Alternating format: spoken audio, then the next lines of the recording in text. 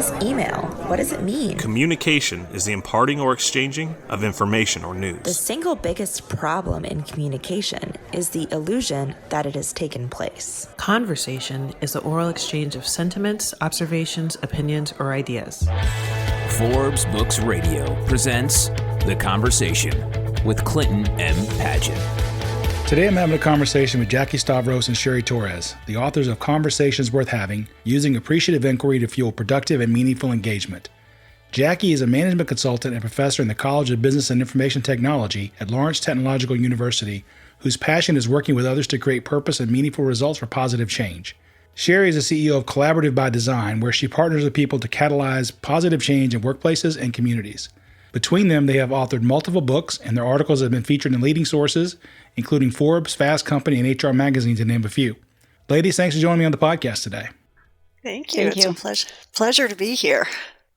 No, I'm glad to have you. I really enjoyed your book and look forward to digging into it here. So one of the things I like to ask authors early in the conversation is how they define certain terms. And in your case, that term is appreciative inquiry. And what is that for those that are just hearing that term for the first time? That's a great question, and thank you, Clint. So appreciative inquiry is an approach for discovering the best in people, teams, organizations. And by using appreciative inquiry, it fuels productivity and meaningful engagement. And it's been used all over the world, and it's a discovery of the best of what is and what's possible. And if you went to the internet and typed in the Appreciative Inquiry Commons, you would find a global portal, and you'd have all kinds of resources on appreciative inquiry. But I noticed you can't abbreviate it AI because I think somebody beat you to the punch there, right? We're trying to make but the we AI do. Yeah, it's a human AI. I was making my notes and I wrote down AI and I said, no, I can't do that because I'll call it the wrong thing. So let's start with a little background if we can. So how did y'all get into appreciative inquiry? Well, it's different for both Jackie and I.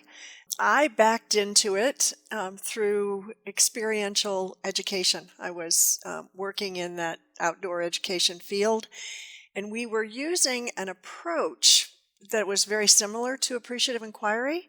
We were trying to train trainers to facilitate experiential learning and trying to teach them to focus on what was working instead of the problems in order to fix it. Was very difficult because we're all trained to look for the problems and then identify them and then fix them.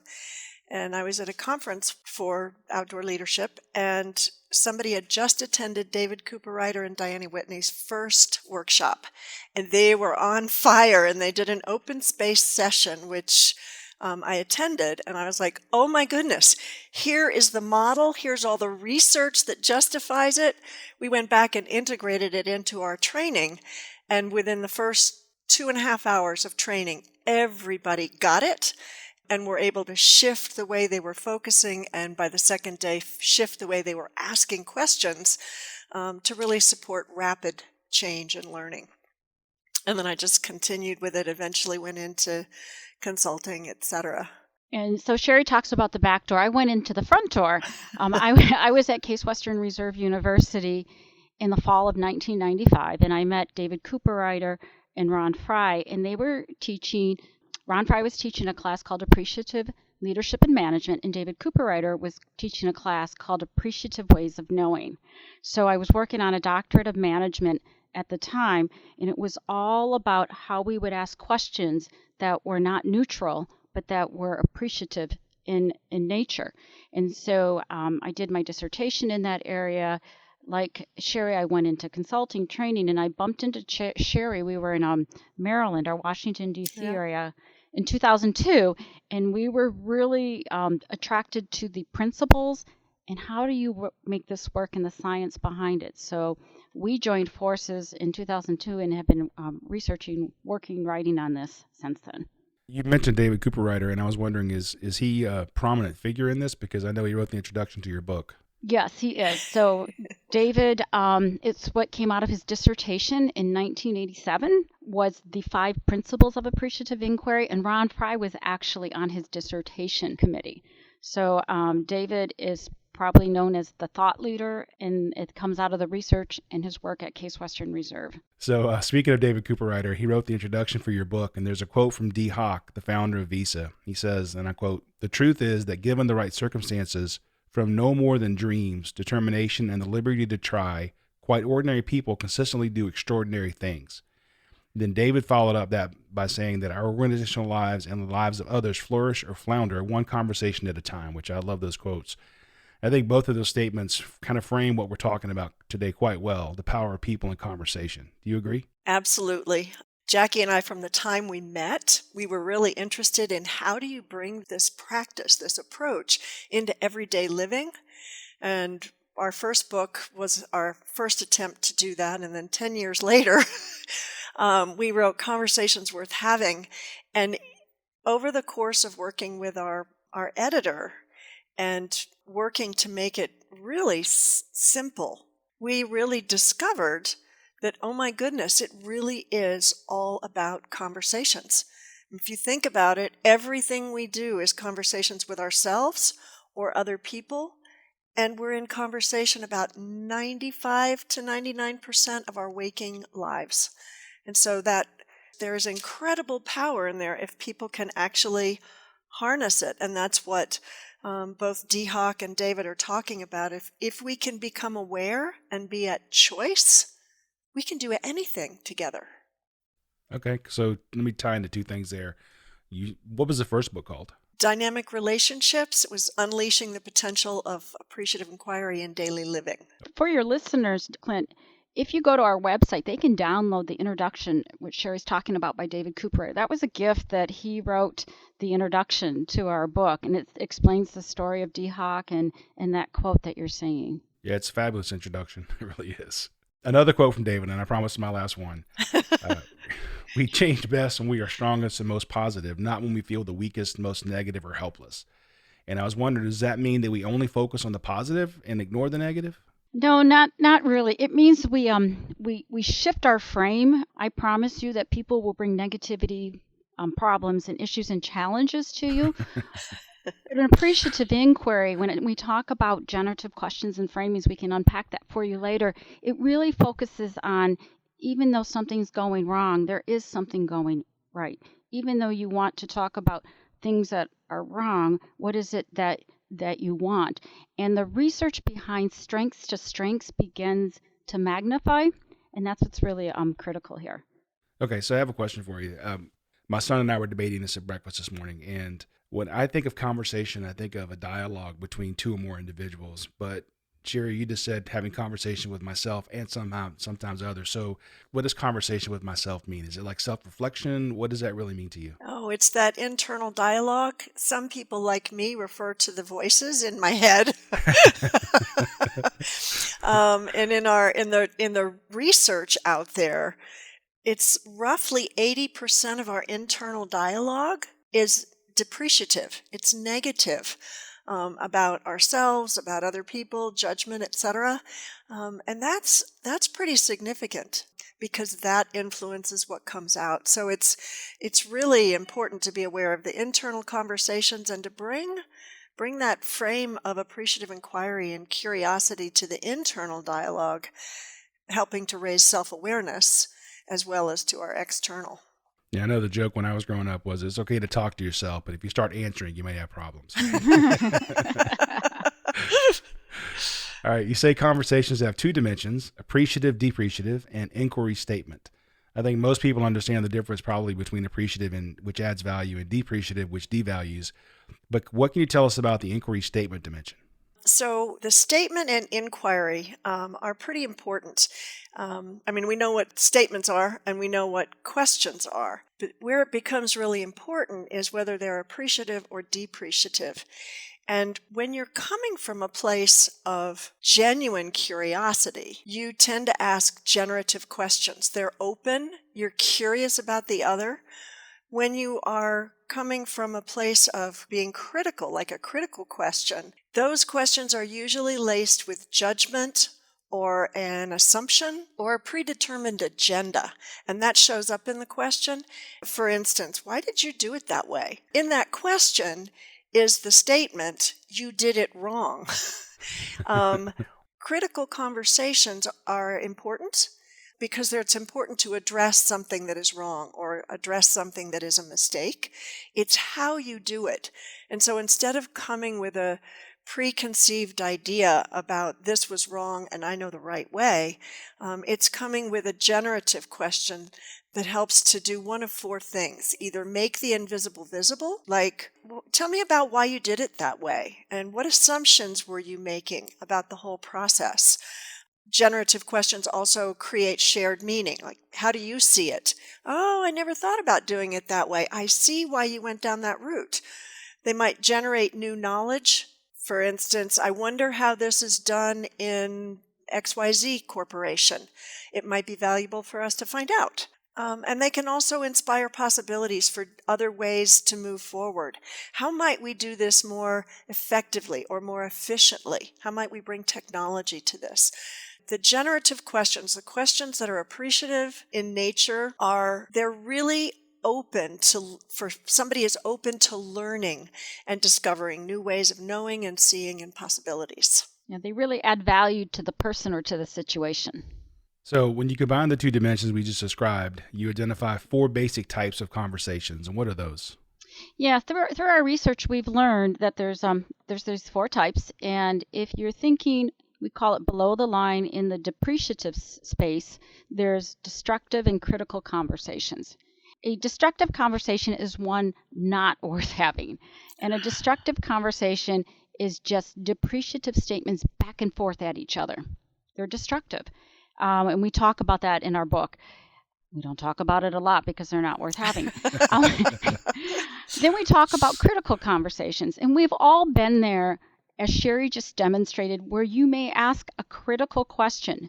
And if you keep with these depreciative critical questions, you're going to move over into that destructive conversation. Right. So once you realize and you're aware of these dimensions, you can take a depreciative conversation and you can lift it above the line into an appreciative conversation, which adds values the situation. And the two types of conversations we've learned there are the affirmative conversations, which are a place to start, where I say something nice about Cheri and she says something nice about what I do, and we feel good. We really feel good. We don't know how to move forward, but we both know we did something well. It's palpable. So when you move over to the dimension of beginning to ask questions, you begin to learn, how do you do it better? What else is possible? Who else is doing it? And so those are the four dimensions of conversations.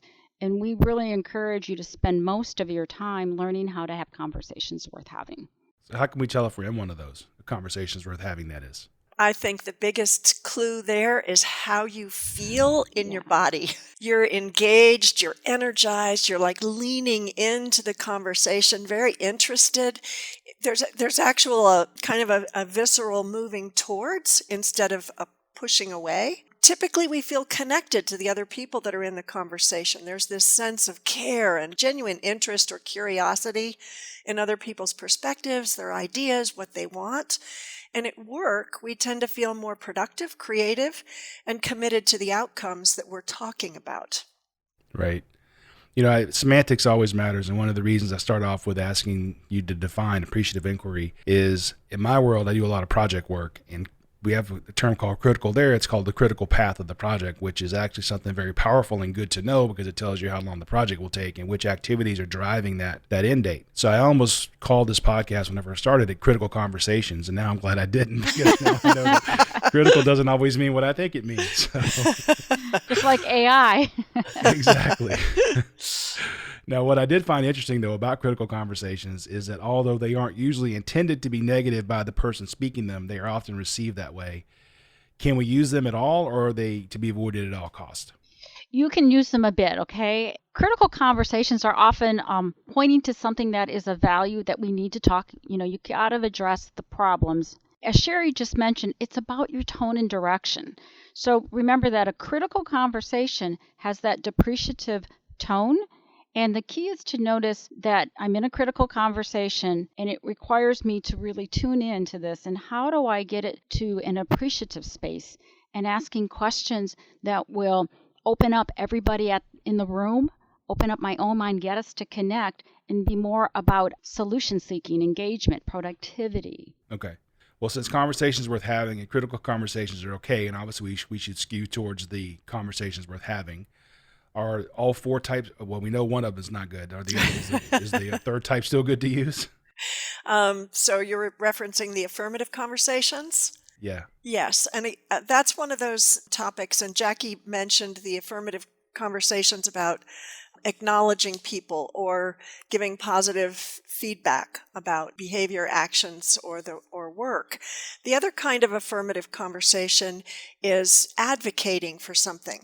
And so, if you're in a dialogue with a team, you mentioned a project, being able to advocate for a particular point of view or a particular step in the process to be included or not included, that's an important contribution. That's an affirmative conversation.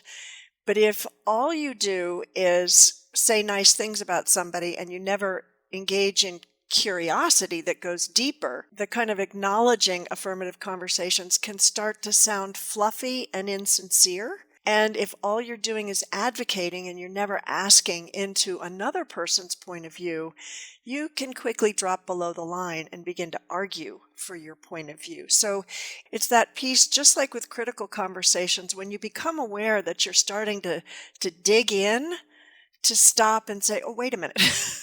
We want this to move forward. How do we move forward? And how do we make sure that we're adding value with whatever we're doing with our words? Right. So that's the difference between conversations worth having and affirmative conversations. Yes. Gotcha. One's a little bit richer, I suppose. Yeah, you really begin to, it's the questions. It's the practice of asking questions. Okay. Because in the affirmative space, you're not. And the being open. When you shift from either critical or affirmative conversations into conversations worth having, there's a state of being that is more open to other points of view, that it's not just the way I see it. It's that genuine curiosity about the other, about possibilities, about it kind of widens your scope of reference.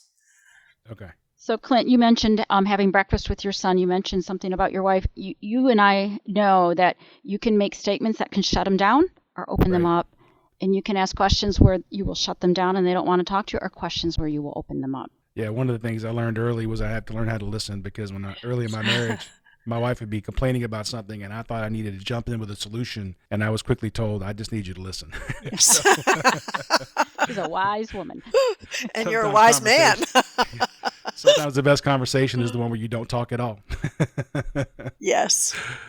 You say that flipping is a helpful technique to reframe the depreciative to the appreciative, and how does that work? So in its simplest terms, it's about flipping the focus from what you don't want to what you do want. And the flipping technique actually helps people do that. We have a 3-step process.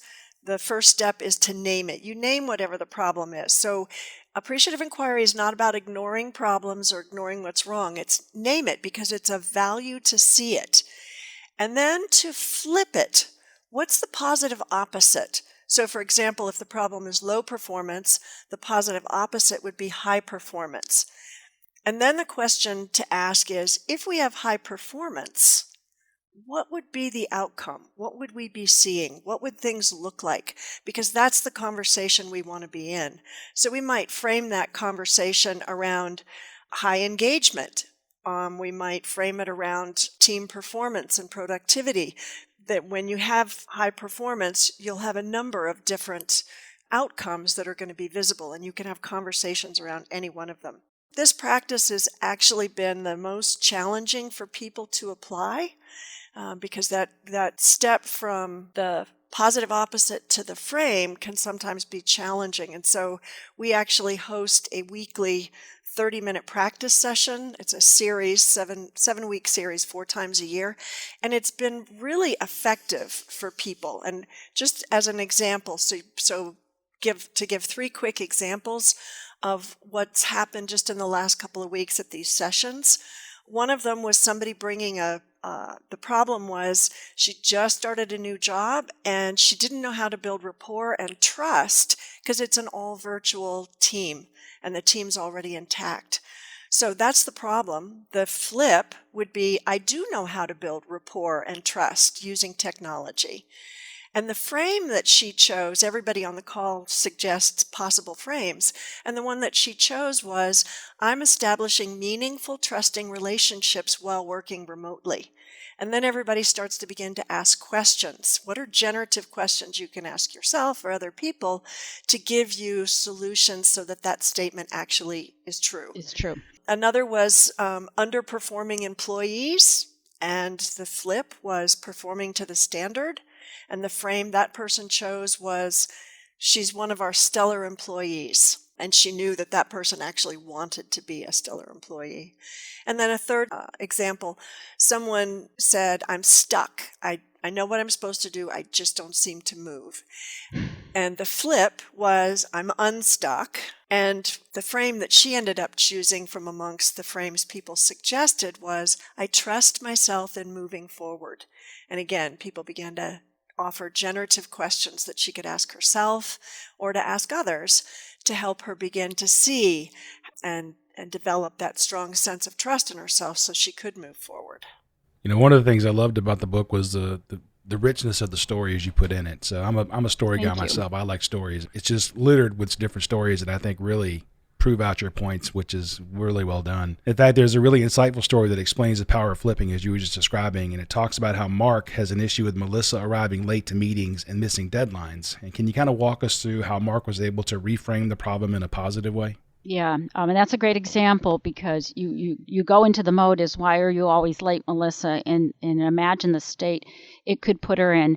And so what Mark... I think most of us would start that way, right? Well, you're late. Why are you, You're late. You are late Why? again, right? Pointing at our watch. Exactly. And Mark actually had a conversation with his boss about how should I approach this? And the problem was Melissa is routinely late for the Wednesday morning meetings, and she's late on assignments at times. And so the positive opposite is she's on time and she routinely hits the deadlines. And he said to himself, and he was talking to his boss, that, what happens if Melissa's on time and she's hitting her deadlines? So the frame was really about, how do you have a sense of cohesion in a team that's high performers? And that's how we approached the conversation with Melissa. And in the story, in the book, it goes on to unfold is one of the reasons why she was late is it was a Wednesday morning meeting at 8 a.m. And Mark realized he never asked the team, what is a good time to have a meeting? And she said, I can be at a meeting anytime after 8:30 or anytime Monday, Tuesday, Thursday, Friday. And he realized that he should ask the team, when is the best time for us to meet?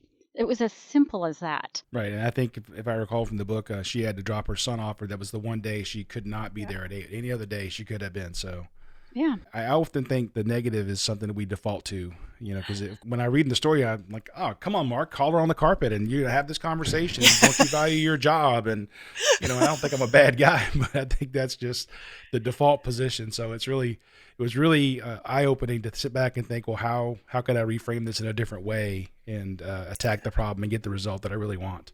By the way, one of the reasons that she gave for missing deadlines really resonated with me. She said that sometimes team members set deadlines for her without understanding what it would take for her to meet them.